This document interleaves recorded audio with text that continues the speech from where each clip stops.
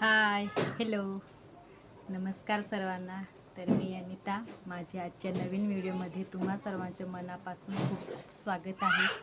तर या व्हिडिओमध्ये मी आज तुम्हाला म्हणजे 36 साईजचं फोरटक्स ब्लाऊजचं कटिंग करून दाखवणार आहे. तर प्लीज व्हिडिओला कुठेही स्किप न करता पूर्ण पहा. तसे चॅनलला जर कोणी नवीन असाल तर चॅनललासुद्धा सबस्क्राईब करा. तर हे म्हणजे कस्टमरांचं मापाचं ब्लाऊज आहे आणि हे ब्लाऊजसुद्धा मीच शिवलं आहे आणि ते त्यांना खूप आवडलं आणि तेच त्यांनी म्हणजे मापासाठी दिलेलं आहे. तर हा ब्लाऊजसुद्धा फोरटक्समध्येच शिवलेला आहे. तर ह्या ब्लाऊजची फिनिशिंग खरंच खूप सुंदर आणि त्यांना खूप छान पद्धतीने बसला व त्यांनी नंतर म्हणजे सर्वप्रथम त्या नवीन होत्या तेव्हा 2च ब्लाऊज त्यांनी फक्त ट्राय म्हणून शिवायला दिलेले, तर ते त्यांना आवडले आणि परत आता ते नेहमी माझ्याकडेच शिवायला येतात व आतासुद्धा त्यांचे 2 ब्लाऊज दिलेले आहे. तर काल जो दाखवला होता तर तो एक ब्लाऊज आणि तोसुद्धा फोरटक्सचा शिवलेला आहे आणि आता हा मेन ब्लाऊज पीस आहे. तर ह्या ब्लाऊज पीसला दोन्ही साईडने म्हणजे एका साईडला मोठे काठ आणि दुसऱ्या साईडला अशा प्रकारे छोटे काठ आहे. तर हे काठ आपण बॅक साईडला आणि हे काठ आपण बाहीला लावणार आहोत. तर प्लीज कंटिन्यू राहा. तसेच व्हिडिओ आवडल्यास म्हणजे लाईक शेअर कमेंटसुद्धा करा. तर चला व्हिडिओला सुरुवात करूया. तर फायनली इथं मार्किंग करायला मी सुरुवात केली आहे. तर अगोदरच काही केलीसुद्धा आहे. तर या कस्टमरांचं म्हणजे उंची 14 होती आणि त्यात 1 इंच एक्स्ट्रा म्हणजे टोटल 15 इंचाला मार्किंग केली. तसेच 5.5 इंच शोल्डर व मुंढा 6 इंच घेतला आहे व तिरकस म्हणजे 1.5 इंचाला मार्किंग करून मागच्या मुंडासाठी म्हणजे गोलाई देऊन घेणार आहे. तर त्याच पद्धतीने म्हणजे नेहमी ह्याच मी पद्धतीने मागची साईड ही कटिंग करत असते. तर आता पूर्ण म्हणजे मार्किंग झाली आहे. तर त्याच पद्धतीने त्याच मार्किंगवरती मी कटिंग करून घेणार आहे. तर तुम्ही पाहू शकतात. तसेच फोरटक्स ब्लाऊज असल्यामुळे म्हणजे मागची साईड मी वेगळी कट करते आणि तीच वापरून आपण जसं प्रिन्स कटचं ब्लाऊज कटिंग करत असतो तर त्याचप्रमाणे म्हणजे आधी बॅक साईड कटिंग केली आणि नंतर तीच वापरून म्हणजे पुढच्या भागासाठी मार्किंग करणार आहे. तर तुम्ही पाहू शकता त्याच पद्धतीने म्हणजे मी सर्व साईडने चांगलं हाताने दाब देऊन छानपैकी ठेवून घेतलं आहे आणि जसेच्या तसे म्हणजे मागची साईड ठेवून आखून घेणार आहे.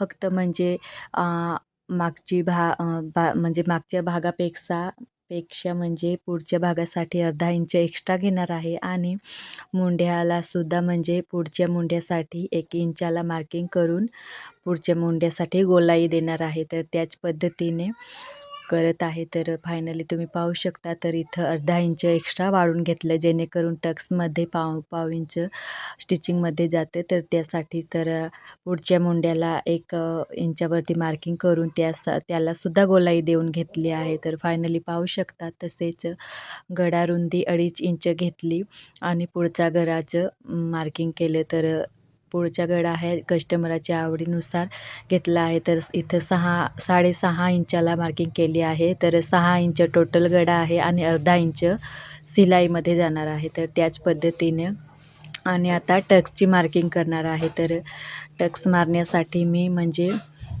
इथून 3.5 इंचाला मार्किंग केली आणि शोल्डरपासून 10.5 इंचाला मेन पॉईंट घेतला आहे व त्याच पॉईंटला पाहून आता मी सर्व टक्स काढणार आहे. तर 3.5 इंचापासून वरती 4 इंचापर्यंत आणि त्या टक्सपासून मग इकडं 2-2 इंचाचं गॅप ठेवून राहिलेले 3 टक्स आखणार आहे. तर त्याच पद्धतीने फायनली तुम्ही पाहू शकतात. तर अशाच पद्धतीने टक्स मी घेत असते आणि फिटिंगलासुद्धा म्हणजे छान बसत असतात. तर याच पद्धतीने राहिलेले टक्ससुद्धा जे टक्स आहेत तर त्याच्यामध्ये सांगितल्याप्रमाणे म्हणजे 2-2 इंचाचा गॅप ठेवला आहे. तसेच हा टक्स मी अर्धा इंचाचा घेणार आहे. तर आणि राहिलेले जे काही बाकीचे 3 टक्स आहेत तर ते पाव इंच तर इथं एक्स्ट्रा 1 इंच वाढवून घेतले जेणेकरून टक्समध्ये जाणार आहे. तसेच मुंड्याच्या साईडलासुद्धा अर्धा इंच वाढवून घेतले. तर तिथंसुद्धा पाव इंच टक्समध्ये जाणार. तर त्यासाठी त्यासाठीच आणि राहिलेले जे टक्स आहेत तर ते पाव इंचाला मार्किंग करून बरोबर त्या टक्सवरती तिरकी लाईन मारून घेणार आहे. तर अशा पद्धतीने सर्व टक्सची मार्किंगसुद्धा माझी पूर्ण झालेली आहे. तर राहिलेले जे काही टक्स आहेत तर ते सुद्धा आधीच आखून घेते. तर नंतर शिवताना नुसतं स्टिचिंग करायचंच राहणार. तर त्यासाठीच तर फायनली झाली आहे माझी टक्सची मार्किंग. तर खूप छान म्हणजे टक्स येतात आणि खरंच खूप प्रॉपर फिटिंगला बसतात. एकदा नक्की ही ट्रिक यूज करा. तर 9 साईज म्हणजे 36 साईजचा हा ब्लाऊज होता. तर छातीचा चौथा भाग म्हणजे 9 साईजची मी कटिंग केली आहे. तसेच बाहीसुद्धा कोपऱ्यापर्यंत आहे. तर त्यासाठीच मी बाहीसुद्धा कटिंग करून दाखवणार आहे. तर फायनली म्हणजे मागच्या भागाची कटिंग तसेच पुढच्या भागाची कटिंगसुद्धा पूर्ण झाली आहे. तर आता दुसऱ्या साईडला म्हणजे जे टक्स आहेत तर ते मी जसेचे तसे उमटवून घेणार आहे. तर जो एक पार्ट आहे तो खाली ठेवला आणि दुसरा पार्ट त्याच्याच वरती ठेवून हाताच्या साहाय्याने थोडं दाब दिला. तर जे टक्स आपण आखले आहेत तर ते जसेचे तसे उमटतात आणि त्यामुळे थोडं सोपं जातं. तर थोडं असं फिकं दिसत होतं. तर त्याच म्हणजे मी पॉईंटवरती डार्क म्हणजे चोकने परत आखून घेतलं आहे, जेणेकरून नंतर स्टिचिंगला प्रॉब्लेम येणार नाही. तर यासाठीच तर अशा पद्धतीने तुम्ही सुद्धा करू शकता. तर जसेचे तसे जे टक्स होते तर ते उमटवले आहेत.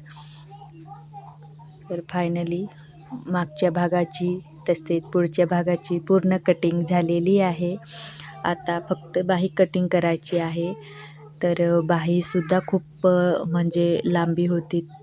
तर जवळजवळ 11 साईजची बाही होती. तर एक्स्ट्रा 1 इंच वाढवून घेणार होते. तर बाही म्हणजे ह्या अस्तरमध्ये बसत नव्हती. तर मला जॉईंट द्यावा लागणार होता. तर नंतर मशीनवरती बसणार तेव्हा जॉईंट देणार, पण कटिंगसाठी म्हणजे वेळ होणार होती. तर त्यासाठीच मी असंच साधं पिनअप केलं आहे. तर दोन्ही साईडने मी पिना लावून घेतले आहे, जेणेकरून कटिंग करायला सोपं जावं. तर यासाठीच शिवताना नंतर मी आपलं जॉईंट देऊन घेणार आहे. तर कटिंग करण्यापुरतं तर अशा पद्धतीने 4 फोल्ड घडी घातली आहे आणि छातीचा चौथा भाग टाकला.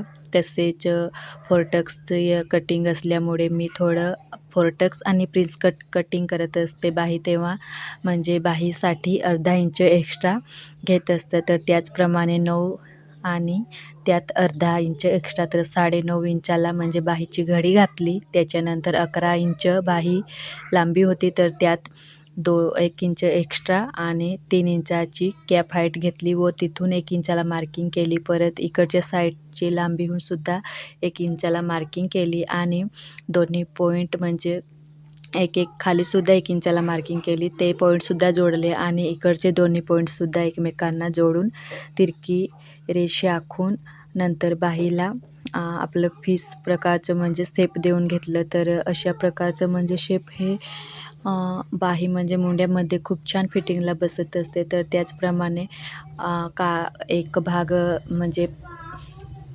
पुढच्या मुंड्यासाठी म्हणजे बाहीसाठी थोडं खोलवर मार्किंग केली आणि ही जी कटिंग करते तर ती मागच्या भागासाठी केली आहे. तर फायनली बाहीची सुद्धा कटिंग झालेली आहे. तर आता पुढच्या भागासाठी जी बाही आहे तर त्यासाठीच म्हणजे पुढच्या भागासाठी थोडं खोलवर असते, पण त्याआधी ज्या पिना होत्या तर त्या कटिंगमध्ये गेल्या होत्या. तर त्या मी लावून घेणार, कारण पिना नसल्यामुळे थोडं कापड सरकणार. तर त्यासाठीच लावून घेतलं आणि आता पुढच्या भागाच्या म्हणजे जे खोलगट भाग असतात तर तेच कटिंग करून घेणार आहे. तर फायनली तुम्हाला माझी कटिंग करण्याची पद्धत आवडली का कमेंटमध्ये नक्की सांगा. तसेच आवडल्यास शेअर, लाईक आणि कमेंटसुद्धा नक्की करा आणि चॅनलला जर कोणी नवीन असाल तर प्लीज चॅनलला सबस्क्राईब करा, जेणेकरून मलासुद्धा नवीन व्हिडिओ बनवण्यासाठी आत्मविश्वास वाढेल.